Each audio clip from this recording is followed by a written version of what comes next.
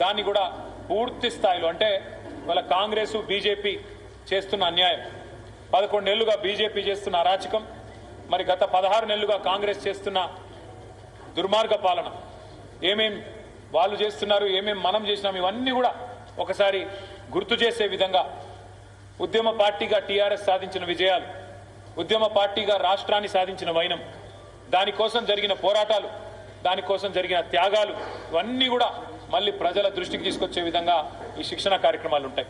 అట్లాగే 10 సంవత్సరాలు టీఆర్ఎస్ ఏ రకంగా అద్భుతంగా పరిపాలన అందించింది, భారతదేశంలోనే రాష్ట్రాన్ని అగ్రగామిగా నిలబెట్టింది, అట్లాంటిది సాంస్కృతికంగా కూడా పెద్ద ఎత్తున మన భాష మీద యాస మీద జరిగిన దాడిని తిప్పికొడుతూ ఆనాడు తెలంగాణ ధూమ్ధామ్ పేరుతో ఉద్యమంలో ఎట్లయితే అద్భుతంగా సాంస్కృతిక పునరుజ్జీవనానికి ఒక పెద్దపీట వేసినామో, రాష్ట్రం వచ్చిన తర్వాత కూడా సాంస్కృతిక సారథి అనే బృందాన్ని నియమించి ఏ రకంగా మరి తెలంగాణ భాషకు యాసకు పెద్దపీట వేసినామో, తిరిగి మళ్ళీ ఒకసారి అవన్నీ యాద్ చేసే విధంగా ఈ శిక్షణ కార్యక్రమాలు ఉంటాయి. తదనంతరం ఒకవేళ స్థానిక సంస్థలు వస్తే, స్థానిక సంస్థల ఎన్నికలు వస్తే వాటిని కూడా ఎదుర్కొంటాం.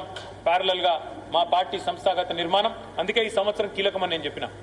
మా మహాసభతో పాటు ఏప్రిల్ 27 నాడు రజతోత్సవ సభతో పాటు మెంబర్షిప్ తర్వాత కమిటీల సంస్థాగత నిర్మాణం, కమిటీల ఎంపిక, తదనంతరం శిక్షణ కార్యక్రమాలు ప్రతి జిల్లాలో ప్రతి నియోజకవర్గాన్ని యాక్టివేట్ చేసే విధంగా చేయబోతా ఉన్నాం.